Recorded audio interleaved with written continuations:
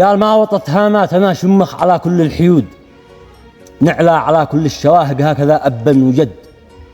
أجواد للأجواد بالجودات للجيد نجود، واكتاف متكاتف مع المكتوف نبقى له سند،